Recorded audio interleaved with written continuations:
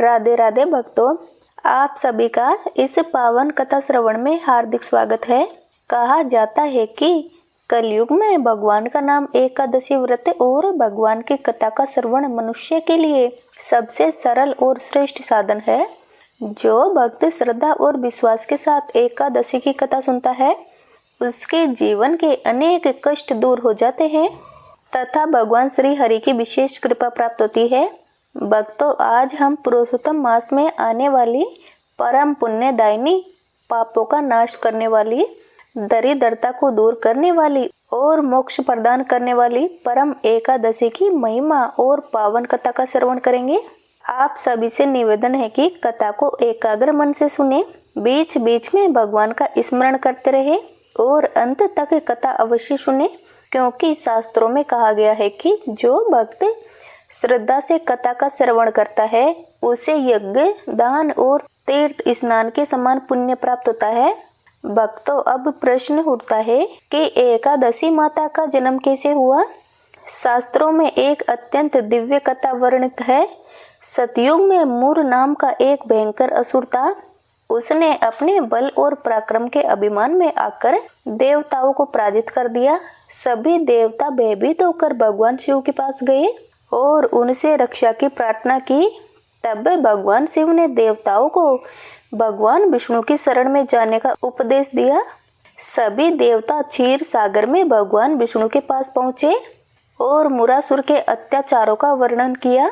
भगवान विष्णु ने देवताओं को आश्वासन दिया और मुरासुर के विरुद्ध युद्ध करने के लिए प्रस्थान किया। भगवान और मुरासुर के बीच हजारों वर्षों तक भीषण युद्ध हुआ। अंततः भगवान विष्णु बद्रिका आश्रम के समीप स्थित हिमवती नामक गुफा में विश्राम करने के लिए चले गए। जब भगवान योग निद्रा में थे, तब मुरासुर उन्हें सोया हुआ देखकर उनका वध करने के उद्देश्य से गुफा में प्रवेश कर गया। उसी समय भगवान विष्णु के दिव्य शरीर से एक अद्भुत तेजस्विनी कन्या प्रकट हुई। उसके शरीर से दिव्य प्रकाश निकल रहा था। उसने मुरासुर को युद्ध के लिए ललकारा। दोनों के बीच भयंकर युद्ध हुआ और अंत में उस दिव्य कन्या ने मुरासुर का वध कर दिया। जब भगवान विष्णु की योग निद्रा समाप्त हुई तो उन्होंने उस असुर को मृत पड़ा देखा और आश्चर्य से पूछा कि इसका वध किसने किया है। तब वह दिव्य कन्या हाथ जोड़कर भगवान के सामने खड़ी हो गई और बोली, हे प्रभु, मैं आपके तेज से उत्पन्न हुई हूँ और मैंने इस दुष्ट असुर का संहार किया है। भगवान विष्णु उससे अत्यंत प्रसन्न हुए और बोले, हे देवी, तुमने देवताओं और समस्त संसार का कल्याण किया है, इसीलिए मैं तुम्हें वरदान देता हूँ कि आज जिस तिथि को तुम प्रकट हुई हो वे तिथि संसार में एकादशी के नाम से प्रसिद्ध होगी। जो मनुष्य इस दिन श्रद्धा और भक्ति से व्रत करेगा उसके समस्त पाप नष्ट हो जाएंगे और उसे मेरे धाम की प्राप्ति होगी। तभी से एकादशी माता भगवान विष्णु की परम प्रिय तिथि मानी जाती है। शास्त्रों में कहा गया है कि एकादशी स्वयं भगवान की शक्ति स्वरूपा है और जो भक्त श्रद्धा से एकादशी का व्रत का पालन करता है उस पर भगवान श्री हरि और एकादशी माता दोनों की विशेष कृपा होती है। एक समय धर्मराज युधिष्ठिर ने भगवान श्री कृष्ण से पूछा, हे मधुसूदन, पुरुषोत्तम मास के कृष्ण पक्ष में आने वाली एकादशी कौन सी है, उसकी महिमा क्या है और उसका पालन किस प्रकार करना चाहिए। तब भगवान श्री कृष्ण मुस्कुराए और बोले, हे राजन, पुरुषोत्तम मास के कृष्ण पक्ष में आने वाली एकादशी परम एकादशी कहलाती है। ये सभी एकादशियों में श्रेष्ठ, समस्त पापों का नाश करने वाली और सभी मनुष्यों को मोक्ष प्रदान करने वाली है। इसके प्रभाव से मनुष्य जन्म और मृत्यु के बंधन से मुक्त हो सकता है। अब मैं तुम्हें इसका एक प्राचीन इतिहास सुनाता हूँ, जिसे सुनने मात्र से भी महान पुण्य प्राप्त होता है। प्राचीन काल में काम्पिल्य नामक नगरी में सुमेध नाम का एक ब्राह्मण रहता था। वह अत्यंत विद्वान, धर्मात्मा और भगवान विष्णु का अनन्य भक्त था। उसकी पत्नी पवित्रा भी अपने नाम के अनुरूप अत्यंत पवित्र, पतिव्रता और धर्मपरायण थी।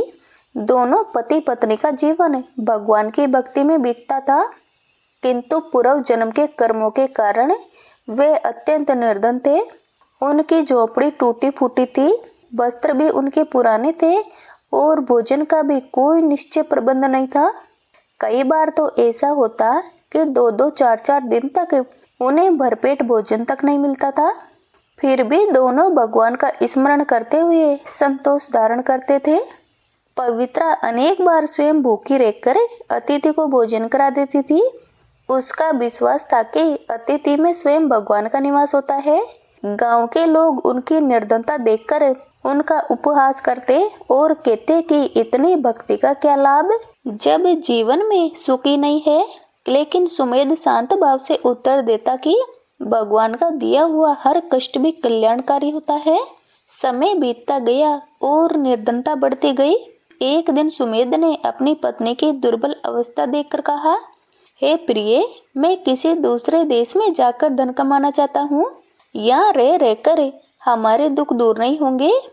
ये सुनकर पवित्रा की आंखों में आंसू आ गए। उसने कहा, हे स्वामी, धन से बढ़कर आपका साथ है मेरे लिए।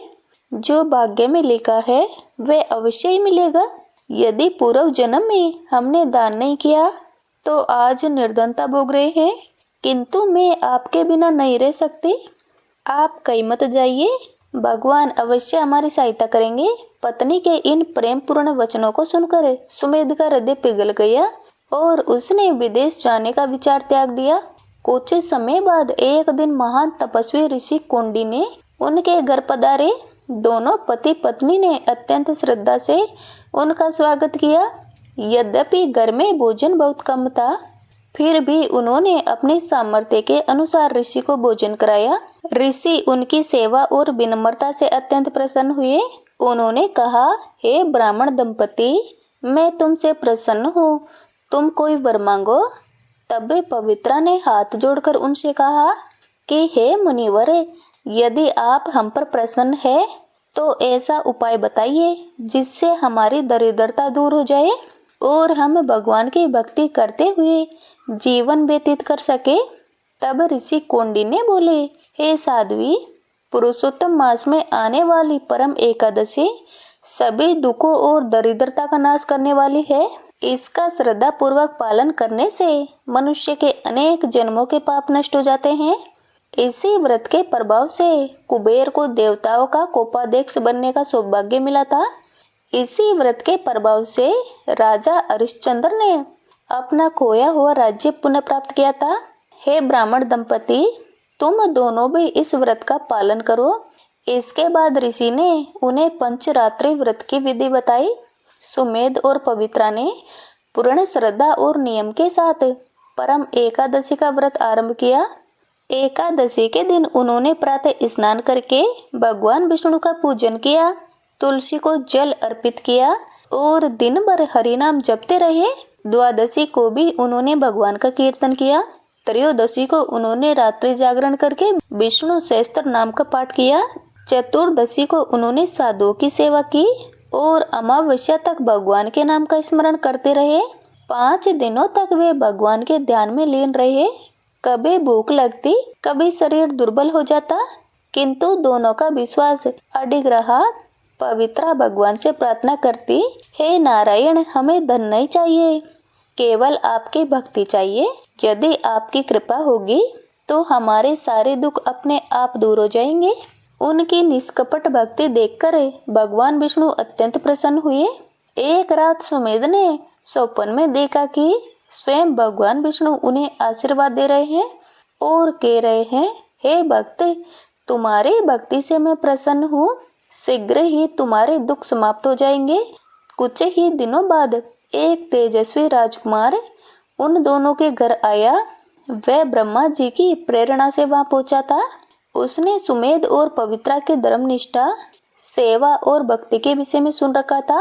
वह उनकी विनम्रता और सदाचार से इतना प्रभावित हुआ कि उसने उन्हें रहने के लिए एक भव्य महल और जीविका के लिए एक समृद्ध गांव प्रदान कर दिया।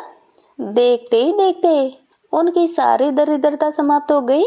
घर में धन, अन्न, वस्त्र और सुख सुविधाओं की कोई कमी नहीं रही। लेकिन धन प्राप्त होने पर भी उन दोनों ने भगवान की भक्ति नहीं छोड़ी। वे पहले की तरह साधुओं की सेवा करते, दान देते और हरि नाम का जप करते। उन्होंने अनेक गरीबों की सहायता की और अपने जीवन को धर्म और सेवा के लिए समर्पित कर दिया और अंत में वे दोनों बैकुंठ धाम को गए। कथा समाप्त करते हुए भगवान श्री कृष्ण ने युधिष्ठिर से कहा, हे राजन, जो मनुष्य श्रद्धा और विश्वास के साथ परम एकादशी का व्रत करता है उसे हजारों यज्ञों, दानों और तीर्थ यात्राओं का फल प्राप्त होता है। हे राजन, जो मनुष्य श्रद्धा और विश्वास के साथ परम एकादशी का व्रत करता है उसे हजारों यज्ञों, दानों और तीर्थ यात्राओं का फल प्राप्त होता है। उसके जीवन के समस्त कष्ट दूर हो जाते हैं, उसके पितरों को सद्गति प्राप्त होती है और अंत में उसे भगवान के धाम की प्राप्ति होती है। जैसे नदियों में गंगा श्रेष्ठ है, पर्वतों में मेरु श्रेष्ठ है, देवताओं में इंद्र श्रेष्ठ है, वैसे ही एकादशियों में परम एकादशी श्रेष्ठ मानी गई है। इसीलिए मनुष्यों को इस दुर्लभ अवसर का लाभ उठाकर भगवान के पवित्र नामों का जाप करना चाहिए, कथा श्रवण करना चाहिए और अपने जीवन को सफल बनाना चाहिए। बोलिए श्री लक्ष्मी नारायण की जय। सभी प्रेम से बोलिए एकादशी माता की जय। ओम जय एकादशी माता, मैया जय एकादशी माता, विष्णु भक्त जनों की संकट हरता माता। ओम जय एकादशी माता, जो कोई श्रद्धा से व्रत तेरा करता, मैया व्रत तेरा करता, पाप सभी मिट जाते, भव सागर तरता। ओम जय एकादशी माता, मैया जय एकादशी माता। विष्णु जी की प्यारी तुम हो वरदानी, मैया तुम हो वरदानी, भक्तों के जीवन में भर दो खुशहाली। ओम जय एकादशी माता, मैया जय एकादशी माता।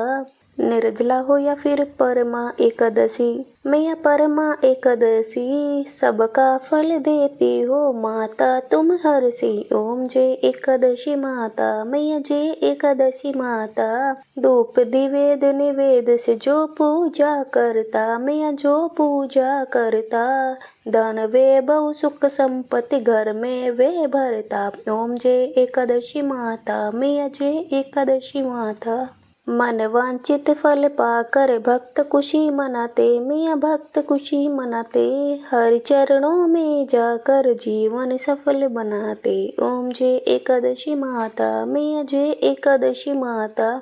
जो जन आरती गावे प्रेम भाव से माता, मैया प्रेम भाव से माता, बैकुंठ धाम को पावे कृपा करे विधाता। ओम जय एकादशी माता। ओम जय एकादशी माता, मैया जय एकादशी माता।